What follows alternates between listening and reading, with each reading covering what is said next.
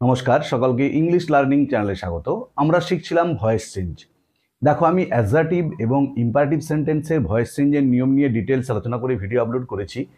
যারা সেই ভিডিওগুলো দেখুন তাদের জন্য ডেসক্রিপশন বক্সে সে ভিডিওর লিঙ্ক দিয়ে দিয়েছি, তোমরা অবশ্যই সময় মতো দেখে নিও।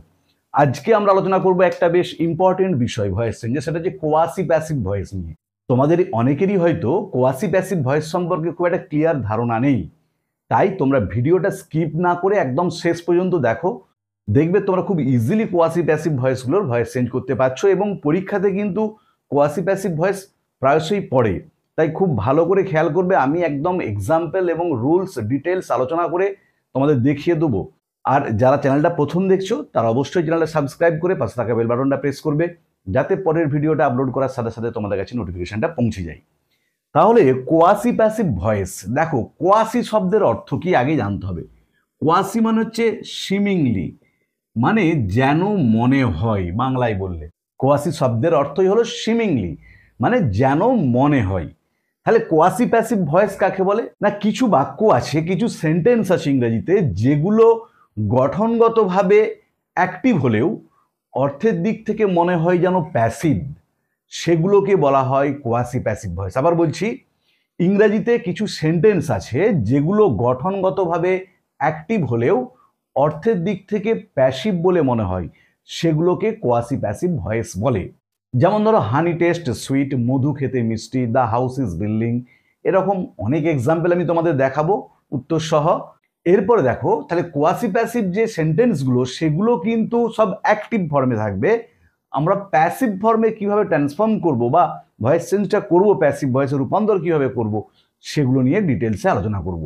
দেখো, কোয়াসি প্যাসিভ ভয়েস চেঞ্জের যে নিয়মটা শিখবো সেটাকে আমরা দুরকমভাবে শিখবো। একটা হচ্ছে কি, কোয়াসি প্যাসিভ উইথ কমপ্লিমেন্টের একটা নিয়ম আছে, আর কোয়াসি প্যাসিভ উইথাউট কমপ্লিমেন্ট, মানে যে সেন্টেন্সগুলো কোয়াসি প্যাসিভে রয়েছে কিন্তু কমপ্লিমেন্ট রয়েছে সেগুলোর ভয়েস চেঞ্জের একটা নিয়ম।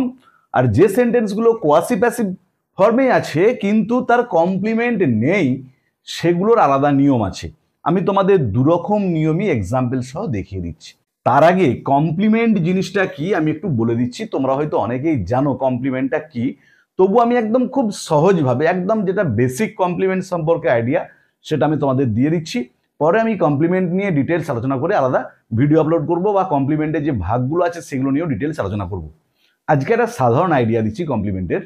যখন ভার্বের আগের পার্ট অর্থাৎ সাবজেক্ট পার্ট এবং ভার্বের পরের পার্ট অর্থাৎ অবজেক্ট পার্ট একে অপরকে নির্দেশ করে, তখন অবজেক্ট পার্টটাকে সাবজেক্টের কমপ্লিমেন্ট বলা হয়। তাহলে একটা সেন্টেন্স তার সাবজেক্ট পার্ট এবং অবজেক্ট পার্ট দুটোই যদি একই বস্তুকে নির্দেশ করে, মানে একে অপরের পরিপূরক হয়, তখন অবজেক্ট পার্টটাকে বলা হবে সাবজেক্ট পার্টের কমপ্লিমেন্ট। এটা হচ্ছে কমপ্লিমেন্ট সম্পর্কে বেসিক ধারণা, এবং এটা হচ্ছে সাবজেক্ট কমপ্লিমেন্ট। তাহলে আমরা প্রথমে জানবো কোয়াসি প্যাসিভ উইথ কমপ্লিমেন্ট, মানে যে সেন্টেন্সগুলো কোয়াসি প্যাসিভ ফর্মে রয়েছে। তাহলে কোয়াসি প্যাসিভটা কি আবার বলে দিচ্ছি, একটা বাক্য যেটা অ্যাক্টিভ ফর্মে রয়েছে কিন্তু অর্থগতভাবে, তাহলে বাক্যটা গঠনগতভাবে অ্যাক্টিভ হলেও অর্থের দিক থেকে মনে হয় যেন প্যাসিভে রয়েছে, সেগুলোকে কোয়াসি প্যাসিভ বলে। এরপরে কোয়াসি প্যাসিভ যে বাক্যগুলো থাকবে সেগুলোকে অ্যাক্টিভ থেকে প্যাসিভেতে পরিবর্তন করার নিয়মটা আমাদেরকে আগে ভালো করে জানতে হবে, যে কি নিয়ম দিয়ে আমরা অ্যাক্টিভ থেকে প্যাসিভে ট্রান্সফর্ম করব।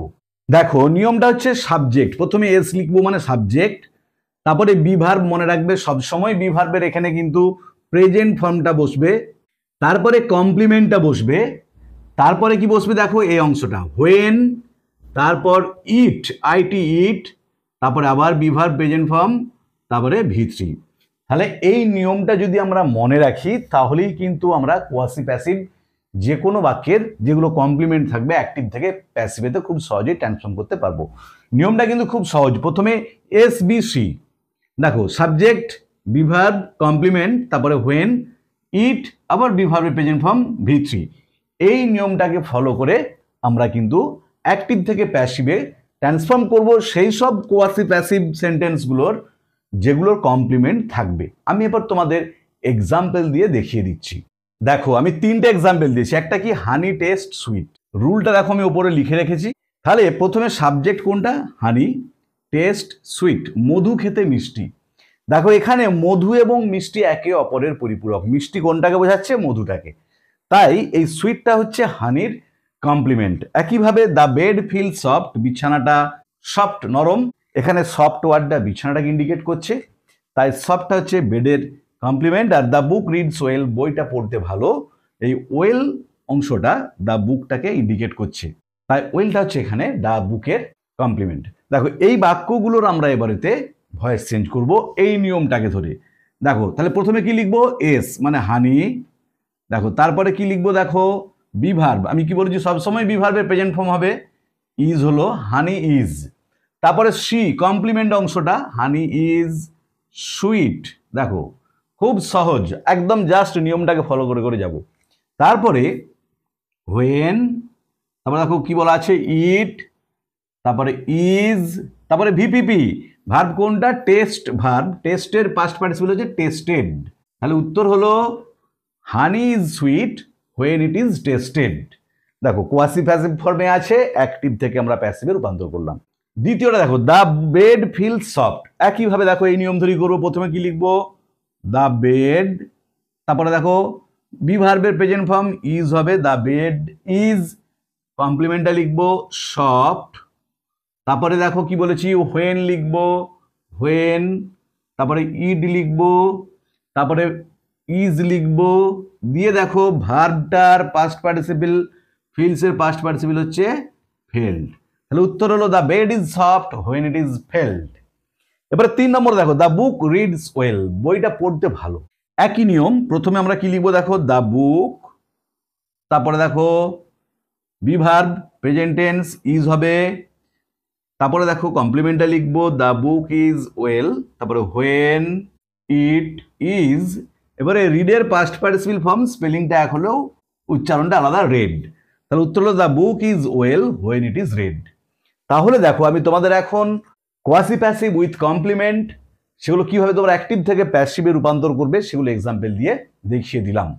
এরপরে আমরা আলোচনা করব কোয়াসি প্যাসিভ উইথাউট কমপ্লিমেন্ট, যেগুলো কোয়াসি প্যাসিভ ফর্মে আছে কিন্তু কমপ্লিমেন্ট নেই, সেই বাক্যগুলোকে কিভাবে আমরা অ্যাক্টিভ থেকে প্যাসিভে রূপান্তর করব, তার নিয়মটা কি সেটা নিয়ে ডিটেলস আলোচনা করব।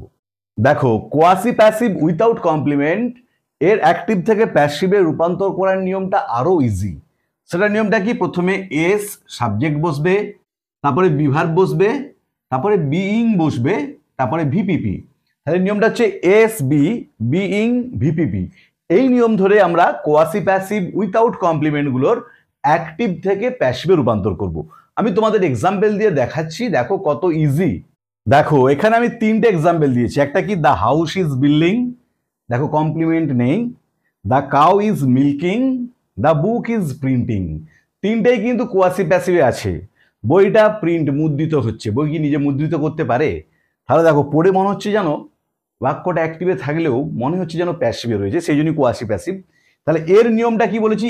S be being VPP. এই নিয়ম ধরে দেখো আমরা প্রত্যেকটা বাক্যেরই ভয়েস চেঞ্জগুলো করে দিচ্ছি। তাহলে প্রথমে কি বসবে? এস, দ্য হাউসটা হলো সাবজেক্ট।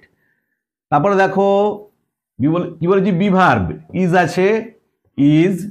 তাহলে ও হলো, বি হলো। এবারে দেখো আমরা আগেই শিখেছি কন্টিনিউয়াস টেন্সে ভয়েস চেঞ্জের সময় আইএনজি তোলার জন্য আমরা বিইং ব্যবহার করব, বিইং। তারপরে দেখো যেমনি আইএনজি তুললাম তেমনি মেন ভার্বটা বিল্ড পেলাম, বিল্ডের পাস্ট পার্টিসিপল বিল্ড। তাহলে উত্তর হলো the house is being build. এরপর বুঝতে পারছো বিইংটা কেন এসেছে না? এই বিল্ডিং কন্টিনিউয়াস ফর্মটা আইএনজিটাকে তোলার জন্য কিন্তু বিইংটাকে আনতে হয়েছে।